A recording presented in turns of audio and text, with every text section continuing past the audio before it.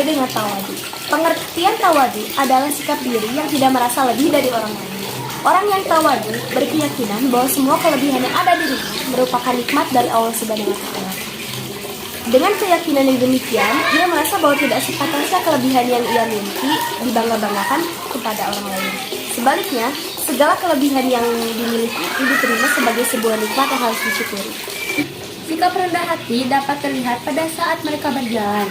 Dari sini akan terlihat sifat dan sikap kesederhanaan jauh dari keangkuhan, langkahnya mantap, dan tampil dengan jati diri yang dimilikinya. Orang yang rendah hati tidak suka meniru-niru gaya orang lain, apalagi gaya orang itu tidak sesuai dengan ajaran Islam. Orang yang rendah hati ingin tampil sesuai dengan jati diri dan fitrah manusia. Orang yang rendah hati selalu ingin menjadi dirinya sesuai dengan ajaran Allah Subhanahu wa Ta'ala. Lawan kata dari rendah hati adalah tinggi hati, sombong, takabur, atau angkuh. Pernahkah kamu melihat orang yang berjalan dengan penuh kesombongan dan besar kepala? Sungguh orang semacam itu tidak sedap dipandang mata. Firman Allah Subhanahu wa Ta'ala dalam Al-Qur'an surat Al-Isra ayat 37 berikut. Wala tamshi fil ardi maraha. Dan janganlah engkau berjalan di bumi ini dengan sombong. Allah SWT melarang keras manusia memiliki sifat sombong. Semua makhluk termasuk manusia tidak boleh sombong atau angkuh. Tahukah kalian bahwa Allah SWT murka kepada setan karena keangkuhannya? Waktu itu Allah SWT perintahkan setan untuk menghormati dan menghargai Adam alaihi salam. Namun mereka dengan sombongnya menolak dan menyatakan bahwa mereka lebih baik dan lebih mulia derajatnya dibanding Adam alaihissalam. Setan merasa bahwa dirinya yang diciptakan dari api jauh itu lebih mulia, sedangkan Adam alaihissalam hanya diciptakan dari tanah. Nabi Muhammad SAW berpesan agar kita senantiasa menghiasi diri kita dengan sifat tawadu atau rendah hati dan menjauh dari sifat sombong. Contoh sikap rendah hati dalam kehidupan sehari-hari, salah satunya dengan menolong orang lain yang sudah berbuat jahat terhadap kita. Apa kalian tahu? Orang yang rendah hati derajatnya akan dinaikkan oleh Allah Subhanahu wa Ta'ala. Sebaliknya, orang yang tinggi hati maka derajatnya akan diturunkan oleh Allah Subhanahu wa Ta'ala. Dengan keringat bercucuran, tibalah pengemis itu di rumah Nabi. Assalamualaikum warahmatullahi wabarakatuh, ya Rasulullah. Seru pengemis itu dari depan rumah Nabi. Waalaikumsalam warahmatullahi wabarakatuh. Jawab Nabi Muhammad sallallahu alaihi wasallam.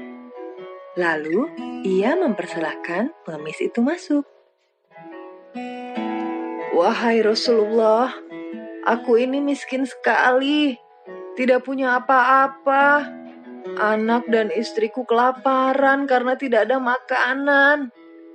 Kasihanilah dan berilah aku sedekah ya Rasulullah, kata si pengemis dengan mengibah.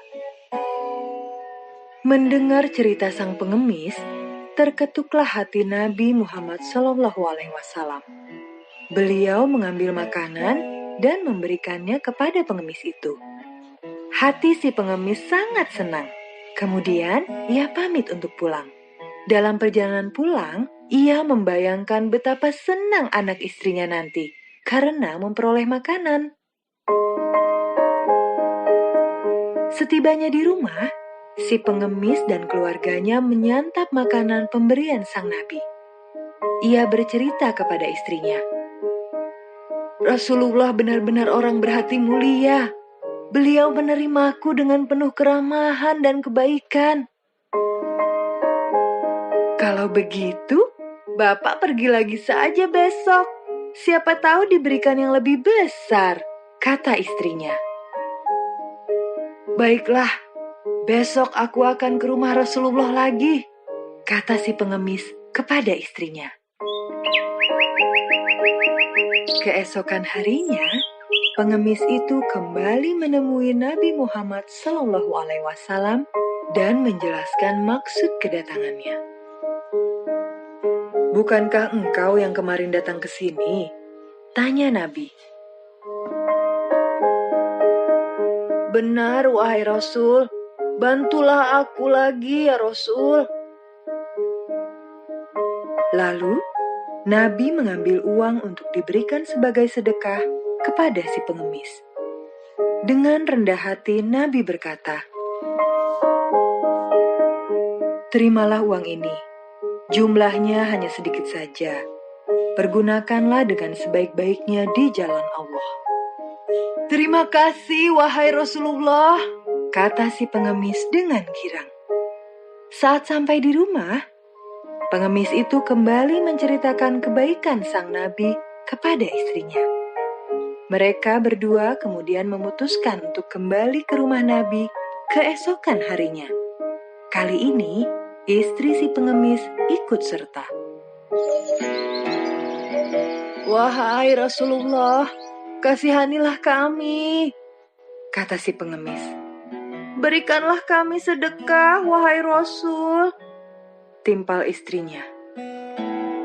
Nabi Muhammad SAW memperhatikan kedua orang itu.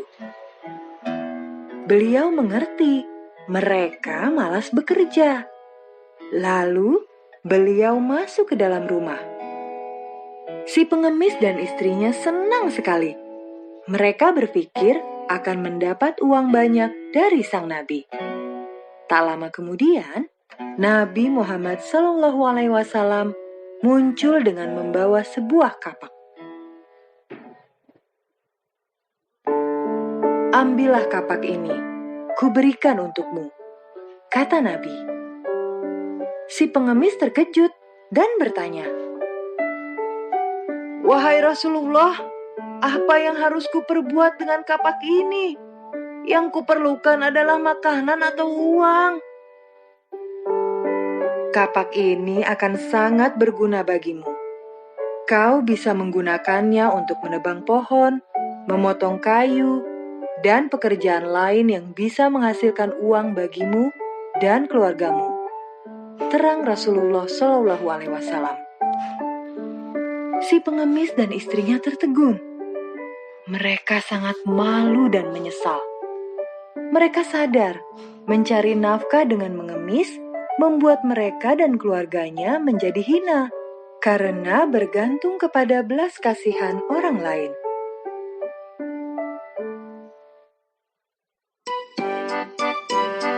Moral cerita.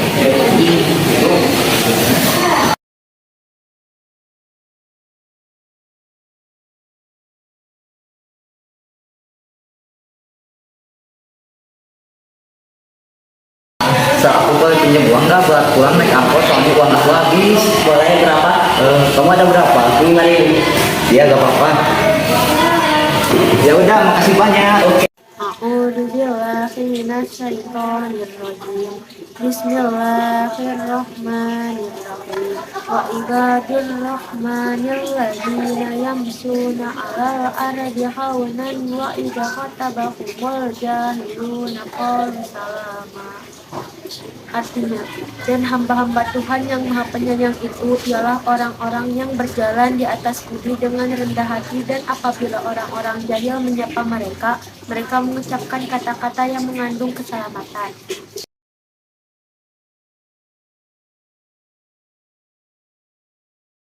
A'udzu billahi minasyaitonir rajim. Bismillahirrahmanirrahim.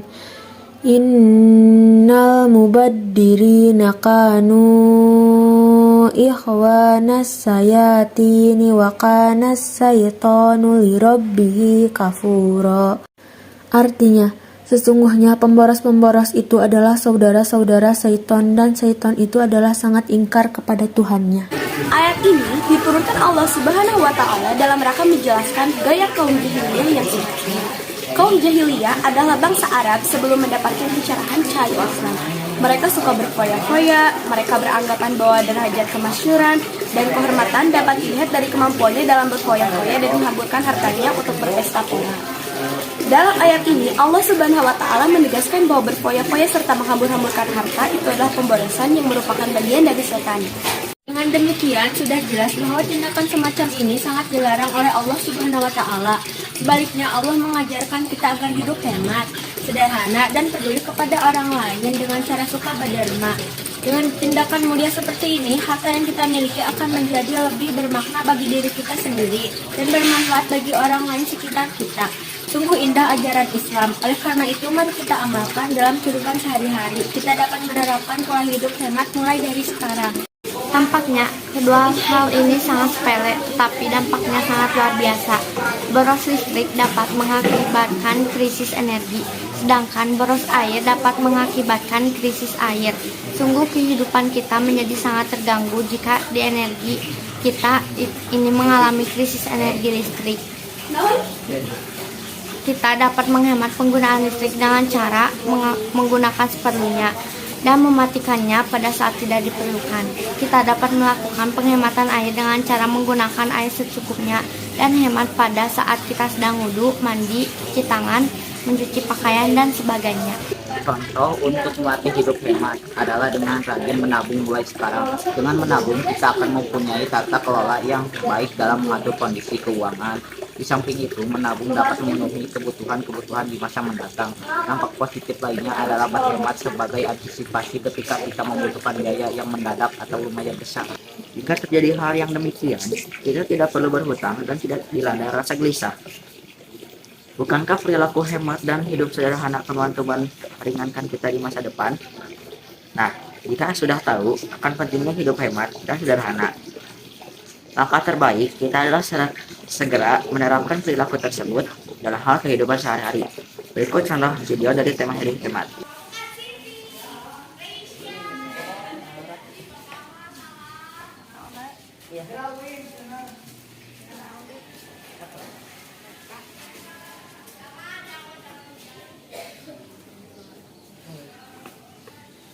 A'udzu billahi minasyaitonir rajim.